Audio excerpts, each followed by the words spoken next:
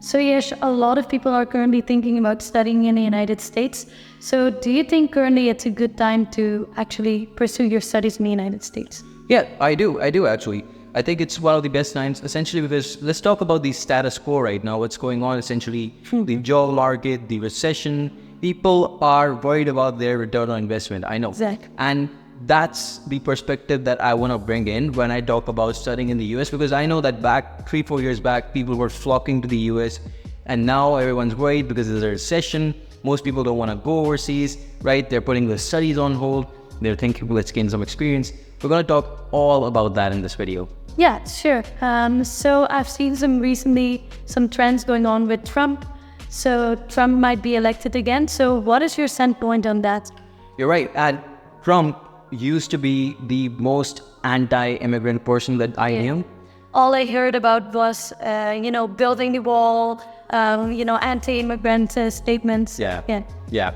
So with that, I was personally surprised when I saw this. Take a look at this. What I want to do and what I will do is you graduate from a college, I think you should get automatically as part of your diploma a green card. And that includes junior colleges too. Anybody graduates from a college, you go in there for 2 years or 4 years.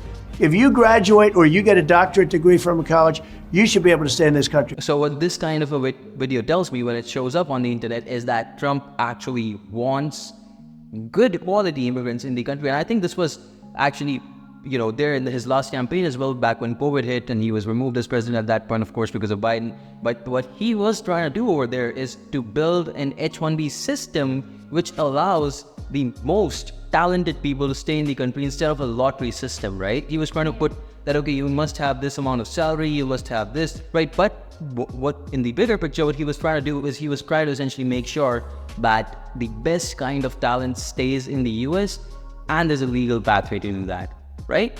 All right, so all positive in that way. I'm positive for now. Of course, we don't know what happens, but Yeah. I do believe that when he's saying such, statements, and usually when he makes these statements, there's, if not, in a twisted, weird way, but 10%, 20%, there's some truth to it. So whatever he does in that direction, I think there may actually be a positive move. All right, and let's see what will happen. Yeah. So right now there's also a recession going on in the United States. What do you think about that? So in my opinion, there are hundreds of thousands of students in the US, as you already know. Some are on their F1, some are on OPT, some are on H-1B. The point I would make here is that most students who are currently in the US, I personally feel that they are in much better position than people who are in the UK, Canada, Australia, because this, we send students to more than 5,000 students per year, more than 5,000 we're handling. It's a big number. We're sending them everywhere. But the one kind of people that do not connect to me in regards to, hey, I need help finding a job, except for just 1 or 2 exceptions, would be the people that we send overseas to the US. We help with jobs as well. But most cases are from where? UK. Yeah, we see them from UK, Canada, even Australia. Yeah. So yeah, US has still been very successful. While there is certainly a recession, I admit to it, the job market is fierce right now. People are finding ways to stay in the US. It's difficult. But with that said, there are pathways and people are able to stay. And to me, that is more important. And hence what I would say is that, yes, recession affects the whole globe essentially. And personally, I still feel US is one of the best destinations to go to. Yeah, and also the recession goes in waves, right? So if you're pursuing a 4 or 3 or 2-year program, the situation may be completely different after a few years. Absolutely. So, yeah. All right, how about the return of investment? Because we hear a lot of students complaining, the US is very expensive. So what is your standpoint on that? So my standpoint would come from, I don't want to talk about, when you're studying, yes, you do spend a big amount of money. Yeah. And everyone knows that. But that's, what most people feel to see is that that's short term, right? You spend a lot of money in 1, 2, 3, maybe whatever years of study you have, right? But the wages are high. I know people, I connect with people on a daily basis. I know people who are making 300, 400K in the US. That's a big number to make when you're spending maybe $50, $60, $70,000 on a degree, but you make 300K in 1 year. I'm not saying that you'll make it as a fresher, maybe in a couple of years, right? Then there's a couple of factors, such as housing is much cheaper as compared to other countries. Look at Canada. housing prices are extreme. People don't want Toronto. to stay there. Yeah, exactly. Yeah. Even in areas that are less populated, Canada is much costlier all of a sudden. Look at even, in countries in Europe, right? High taxes. It's very, very expensive in terms of housing. Yeah. Housing, taxes, just because they made everything free, education is free, healthcare is free, everything's free.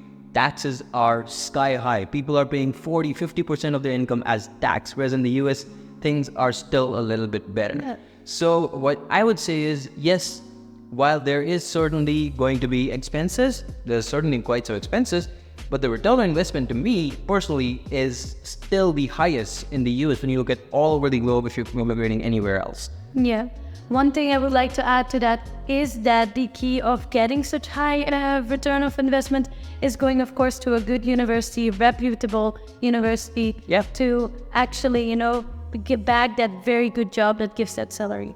Yeah, and there are pathways to PR. The best cherry on the icing is that there's pathways to PR. You can actually go ahead and, if you're facing any difficulties, you're on an H1B 10, 12 years waiting, there's faster pathways, and we're creating more awareness about that. The EB1 pathway, O1 EB1 pathway, traditionally, essentially, where you can go ahead, get a green card, even as an Indian or Chinese national, in just about 2 years. That is massive. People have been waiting there for 15, 16 years, still not having that card. The kids are green card holders, they're not. It's insane, right? Yeah. But right now, what I can tell you is one of the best times. There's pathways to PR, there's all kinds of return on investment. And yes, while there's a recession, overall, what I would like to say is I would still place US as the #1 destination if I had to go ahead, or if my younger brother, younger sister had to go, I would send them there without a doubt. Yeah. All right. Thank you so much for answering my questions. That clarifies a lot. I hope it helps you guys as well. Yeah. And of course, when it comes to, deciding the country, if you're not really sure about it, feel free to reach out on WhatsApp. I'd be happy to connect with you, or Fem would be happy to connect with you regarding these questions. And we'd like to give you more clarity because it's a case-by-case answer. The same answer, the same country is not right for everyone, right? So it's a very case-specific thing. We'd be happy to have you over there. Reach out to me on WhatsApp, subscribe to the channel for more such content, and of course, follow us on Instagram, where we do a lot more content just like this. Thank you so much for watching. We'll see you in the next one. Goodbye. Take care.